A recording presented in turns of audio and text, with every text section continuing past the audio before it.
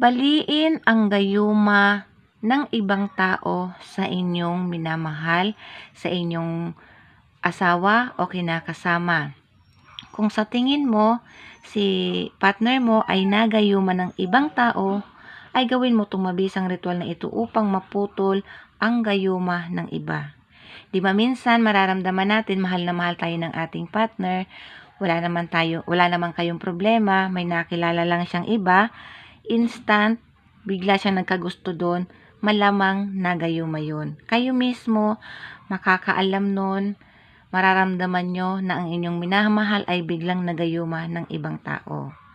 Ngayon, kung talagang naniniwala kayo na si mahal mo, si jowa mo, asawa mo, kinakasama ay nagayuma, ay gawin mo tong mabisang ritual na ito upang maputol ang gayuma ng ibang tao sa inyong minamahal gamit lamang ang basong babasagin na may malinis na tubig, papel, kandilang puti. Kailangan ay kandilang puti lamang at lighter. Panindi, pwedeng posporo kung wala kayong lighter.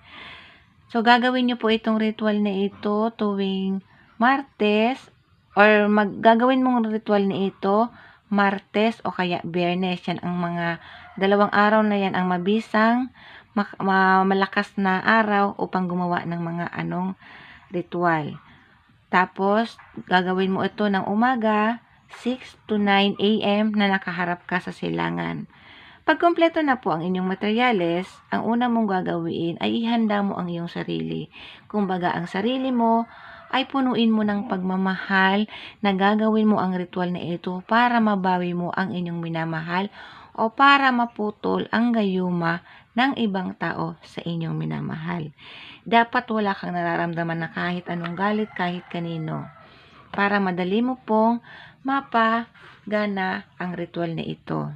So, ang gagawin nyo po mga kaswerte, isusulat mo sa papel, malinis na papel, ito ay sample lang naman po sa isang malinis na papel, ang tunay na pangalan ni target. Kung lalaki ka, nagagawan mo si babae, lagi kong pinapaalala, pangalan at apelyido ni babae nang siya ay dalaga. Pagkatapos mong maisulat ang tunay na pangalan ni target, halimbawa Juan Luna, ay ilagay mo ito dito sa baso na may tubig. Pag nailagay mo na po, mga kaswerte, sindihan mo na ang kandilang puti. Ang gagamitin mong kandila ay kailangan bago at hindi pa nagagamit. Ito ay sample lang naman po. So, sisindihan mo siya, ang kandila. Tapos, si kandila, kailangan bago. Kailangan po, magtsatsaga ka sa paggawa ng ritual na ito upang mabali mo ang gayuma ng ibang tao sa inyong minamahal. Kailangan maubos mo ang kandila hanggang kalahati. Ipapatak mo po si kandila dito sa pangalan ni target hanggang sa makakalahati ka.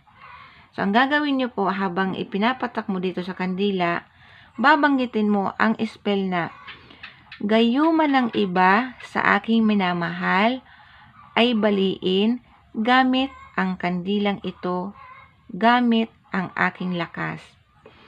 Uulit-ulitin mo po yan. Halimbawa, gayuma ng iba sa aking minamahal ay baliin gamit ang kandilang ito at ng aking lakas. Tapos banggitin mo ang pangalan ni target.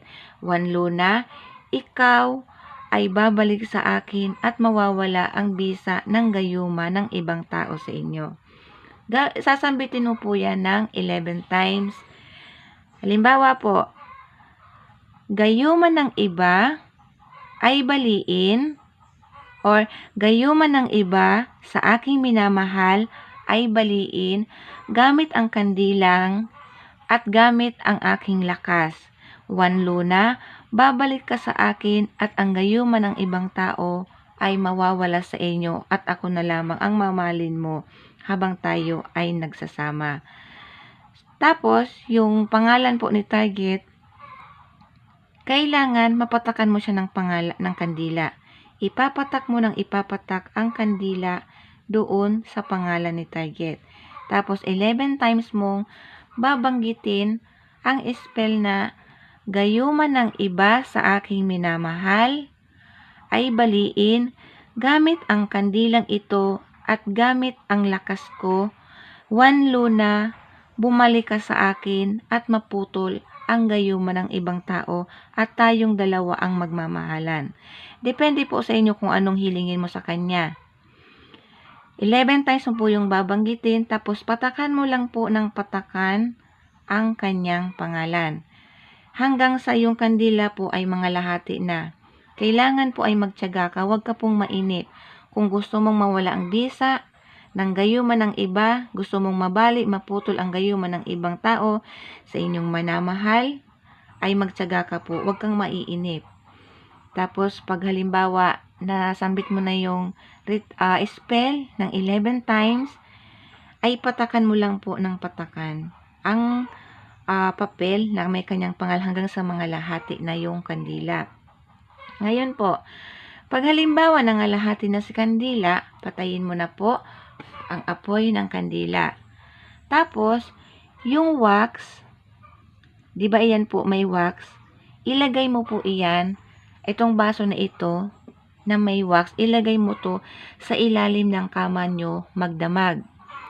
Pagkatapos kinaumagahan, di magdamag mo nang nailagay sa ilalim ng iyong kama. Kung walang kama sa ibabaw ng cabinet, kunin mo na po itong wax.